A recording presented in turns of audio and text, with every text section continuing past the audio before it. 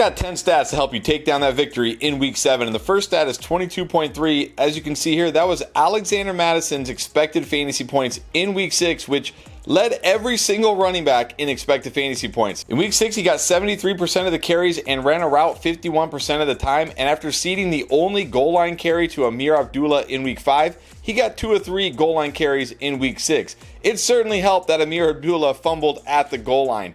Now, I know Zamir White is back at practice recovering from that groin injury. Still not sure on his status for Sunday, but if he's out, I think Alexander Madison is a great flex shot at running back.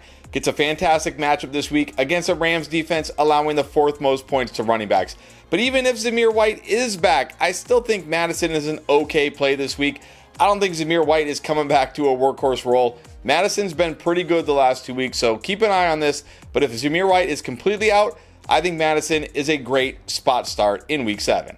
The next stat you need to know is 55. That was Dearness Johnson's snap share in Week 6, which led all Jacksonville running backs. Now, we got to take this with a little bit of context. Most of this was in the second half. If you look at the first half, you'll see Dearness Johnson only had a 24% snap share. But when you look at the second half, you see that jump all the way to 77.1%, which far exceeded Tank Bigsby. Now, again, this was a blowout, and we know Tank Bigsby not a pass catcher. But what I really like here is this route participation. With Travis Etienne essentially playing 1 snap in the second half, a 64% route participation. That was the 7th most among all running backs in Week 6. We know Tank Bigsby not really going to be involved in the passing game. Now, we still don't know Travis Etienne's status at the time I'm recording this. Obviously, if Travis Etienne plays, you can scratch this. Don't play Dearness Johnson. But I think if Travis Etienne is out, Dearness Johnson at least has flex appeal in PPR leagues. Don't start him in a non-PPR league. But in your PPR leagues, he at least has flex appeal because he will be the pass catching back here and he still will get some carries. The next stat you need to know is 12.5. That was Najee Harris's expected fantasy points in Week 6, which was only 24th among all running backs. And it really wasn't higher than his season average of 13.2 expected fantasy points. So what changed in Week 6? Well, he had a huge touchdown run. He didn't get more carries. He only got 2 targets. It wasn't like he was more involved in the passing game. It wasn't like he got more goal line run. He just had that long touchdown. If you take that long touchdown out, Najee Harris got you 10 fantasy points, which is right about what he's been getting you all season long. Not to mention, that was against that soft Raiders run defense. This is the Jets. Now, I will admit the Jets have not looked like one of the best elite units this year, but they're still significantly better than the Raiders. And it also doesn't help that Russell Wilson is starting this week because a running quarterback like Justin Fields keeps the defense honest and actually opens up running lanes for the running backs. A lot of people are going to chase what Najee Harris did last week, that big game, but man, in his tough matchup with Russell Wilson under center, I could see Najee Harris busting in Week 7. The next stat you need to know is 50. That is Calvin Ridley's catchable target percentage this year, which is tied with Mac Hollins for the worst in the NFL for receivers that have run at least 100 routes. Now he has to face a Bills secondary who are allowing the 3rd fewest fantasy points to wide receivers. I really hope you weren't considering Calvin Ridley this week after he had 0 catches on 8 targets last week, but for some reason, if you're desperate, please don't start Calvin Ridley this week. I think for as long as Will Levis is under center, we need to stay away from this passing game completely. And look, let's be honest, even if they go to Mason Rudolph, are we really feeling that much better about Calvin Ridley? I don't see how in this matchup there is any way you could put any Titans pass catcher in your lineup, especially Calvin Ridley.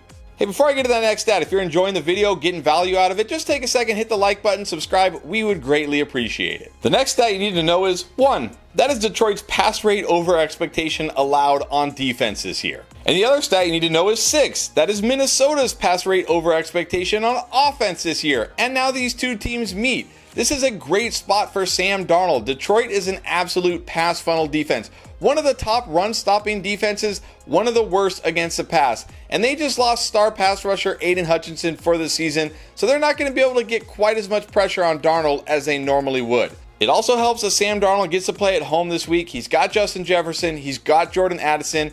He was dropped in a lot of leagues on his bye week and he was re-added this week, but if for some reason he is still out there on your waiver wire and you need a QB, he's got to be the #1 streaming option. The next stat you need to know is 27. That was the Rams' pass rate over expectations in the games Cooper Kupp missed this year. But when you look at week 1, the only week they had a healthy Cooper Kupp, they were 3rd among all teams in pass rate over expectation. There's a good chance Cooper Kupp is back this week, which means we could see the Rams go back to a pass-heavy offense. And this is great for Matthew Stafford as he gets the Raiders' bottom 12 pass defense that are also allowing the 8th highest pass rate over expectation this year. With a healthy Cooper Kupp in this matchup, if Sam Darnold is not available on your waiver wire and you need a QB this week, I think he's my number 2 streaming option. Before I get to the rest of the stats, let me remind you, if you haven't tried Underdog Fantasy yet, this is a great time because you're going to get this Aaron Rodgers free pick. He just needs a yard on Sunday Night Football. You win that pick. Pair it with any other pick or picks you like, and it's an easy way to get a W right out of the gates. And if you join using promo code ENDGAME, not only are you going to get this Aaron Rodgers pick, you're also going to get up to $1,000 in bonus cash. Next stat you need to know is 17.8. That is the amount of fantasy points allowed to slot wide receivers per game by the Philadelphia Eagles this year, which is 3rd most in the NFL. This is great news for Wan'Dale Robinson, who runs 79% of his routes out of the slot, which is the 9th most among all wide receivers. Now, it does seem like Malik Neighbors is going to play this week, but I still think that's okay for Wan'Dale because the last time we saw these two guys on the field together, Wan'Dale Robinson had 14 targets, 11 catches, and 71 yards. Now, a lot of people think I hate Wan'Dale Robinson, and that just isn't true. I'm fine with Wan'Dale Robinson. My issue is he just doesn't have a ton of upside because he has such a low ADOT and such a low yards per reception. But look, in this matchup against a defense that gives up so much to the slot, I think Wan'Dale Robinson can at least give you a very high floor in your PPR formats if you're looking for that in your flex. The next stat you need to know is 9.2. That is Sam Laporta's target share on the season, which, ranks just behind Chigo Okonkwo and just ahead of Jatavion Sanders, who I honestly didn't even know had a target this season. Sam Laporta has been mostly bad this year. He did save you with that 52-yard touchdown last week, but that was the only target he got. He only has 15 targets on the entire season. What has happened to Sam Laporta? Jamison Williams is what has happened to Sam Laporta. Take a look here. Last year, Sam Laporta among Lions pass catchers, 19.5% target share. Jamison Williams only a 9.5% target share.